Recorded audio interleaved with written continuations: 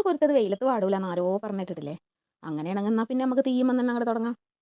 പലരും പറയണ കേട്ടിക്കണ് ബീഫ് ഫ്രൈയും പഴംപൊരിയും അല്ലെങ്കിൽ ബീഫ് ഫ്രൈയും നെയ്യപ്പവും ഒക്കെ ഭയങ്കര കോമ്പിനേഷനാണെന്ന്.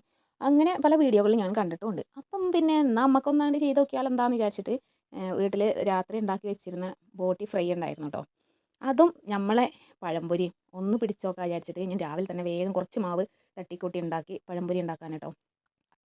സംഭവം പെരുന്നാളിൻ്റെ അന്ന് രാവിലെ നമ്മളെ അയൽവാസി കമലേച്ചിക്ക് കൊടുക്കാൻ വേണ്ടിയിട്ട് നെയ്യപ്പവും ബീഫ് ഫ്രൈയും ഉണ്ടാക്കിയിരുന്നു. അതിൻ്റെ കൂട്ടത്തിൽ കുറച്ച് നമ്മളെ പഴംപൊരി ഉണ്ടാക്കിയിരുന്നു കേട്ടോ. പഴംപൊരി സത്യത്തിൽ രതീഷായിരുന്നു കുഴഞ്ഞുകൊണ്ട്. ഞാൻ എന്നിട്ട് കൊച്ചുവിനെ വിളിച്ച് പറഞ്ഞേ ആ നെയ്യപ്പത്തിൻ്റെ അടിയിൽ ഞാൻ ഈ രതീഷിനെ വെച്ചിട്ടുണ്ട്, ഒന്ന് തട്ടി വിളിച്ച് തരട്ടോ എന്ന്. തട്ടി വിളിച്ചാലേ മൂപ്പര് ഉണരുള്ളൂ എന്ന് പറഞ്ഞു ഞാൻ അവളോട്. ആദ്യമൊന്നും ഓക്ക് കാര്യം മനസ്സിലായിട്ടുണ്ടായില്ല. പിന്നെ ഓള് നെയ്യപ്പം മാറ്റി നോക്കിയപ്പോൾ അടിയിൽ വിറങ്ങലിച്ച് കിടക്കണ നമ്മളെ പഴംപൊരീനെ കണ്ടേന്ന്. അപ്പോഴാണ് ഓക്ക് സംഭവം ഓടിയത് രതീഷിനെ.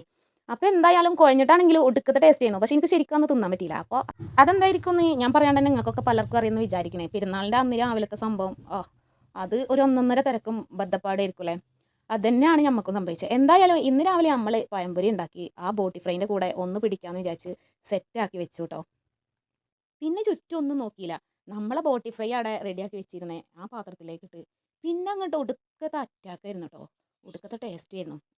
അപ്പോഴാണ് വാവാച്ചി മാറ്റി ഒരുങ്ങിയിട്ട് കോളേജിലേക്ക് പോകാൻ റെഡി ആയിട്ട് വന്നത് കേട്ടോ. ഉമ്മച്ചി എനിക്ക് എന്തെങ്കിലും തിന്നാൻ കാട്ടുകാരന് വന്നപ്പോൾ ഓനക്ക് വേറെ രാവിലത്തെ കടികളൊന്നും കൊടുക്കാണ്ട് ഞാൻ ഇത് തിന്നണണ്ടപ്പോൾ ഇത് തിന്നിട്ട് പോയാൽ ബസ്സിൽ നിന്ന് ഛർദ്ദിക്കും ഉമ്മച്ചി ചോദിച്ചു. അതൊന്നും എനിക്കറിയില്ല, വേണമെങ്കിൽ തിന്നു പറഞ്ഞു. പക്ഷെ നമ്മളെ വാവാച്ചിക്ക് ഒരു കുഴപ്പമുണ്ട്, ഞാൻ എന്തുണ്ടാക്കി കൊടുത്താലും ഓൻ അതിന് എന്തെങ്കിലും ഒരു കുറ്റം കണ്ടുപിടിക്കും. ഇത് തിന്ന് പകുതിയപ്പോൾ ഓനോട് ചോദിച്ചു ഉമ്മച്ചി ഇത് കോളേജിൽ കൊണ്ടുപോകാൻ പറ്റുമെന്ന്. അപ്പം ഞാൻ പറഞ്ഞു ബീഫ് ഫ്രൈ കൊണ്ടുപോയിക്കോ, പഴംപൊരി കൊണ്ടുപോകാൻ പറ്റൂലെന്ന്. അതെന്താ വെച്ചു ഓന്. അപ്പം ഞാൻ പഴയ ആ സിനിമയത്തെ ഡയലോഗ് കൊണ്ട് കാച്ചി ആ പഴംപൊരി എനിക്കുള്ളതാണ്. പിന്നെ ഞാൻ വേറെ ഒന്നും നോക്കിയില്ല ഗൈസ്. പിന്നെ ഈ ബോട്ടി ഫ്രൈയിൽ ഞാൻ ഒരു സ്പെഷ്യൽ മസാല കൂട്ടിയാണ്. അതുകൊണ്ടാണോ ഇത്ര ടേസ്റ്റ് എന്നറിയില്ല. കുരുമുളകിൻ്റെ കൂടെ കുറച്ച് പട്ടയും ഗ്രാമ്പും ഏലക്കായും എല്ലാം കൂടെ ചൂടാക്കിയിട്ട് കൂട്ടി പൊടിച്ച ഒരു സംഭവം, ഒരു പൊടി ഇതിൽ കൂട്ടിയിട്ടുണ്ട്. അതും കൂടെ അങ്ങോട്ട് ഇട്ടപ്പോൾ ഒടുക്കത്തെ ടേസ്റ്റ് ചെയ്യുന്നു കേട്ടോ.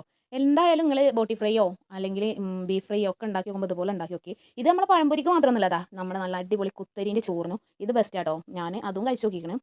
എന്തായാലും ഇങ്ങനെയുള്ള വീഡിയോകളൊക്കെ കാണാൻ നമ്മളെ ചാനൽ സബ്സ്ക്രൈബ് ചെയ്യണം. ആ കുഞ്ഞ് ബെല്ലൈക്കൺ അമർത്തി ഓൾ എന്ന ഓപ്ഷൻ ഒന്ന് എനേബിൾ ചെയ്ത് കൊടുക്കണം. ദാ ഇങ്ങനെയാണ് നമ്മളെ ആ മസാലക്കൂട്ട് കേട്ടോ. അപ്പോൾ അടുത്ത അടിപൊളി വീഡിയോ ആയിട്ട് വീണ്ടും കാണുന്നവരേക്കും എല്ലാവർക്കും ബായ്, അസ്സലാമു അലൈക്കും.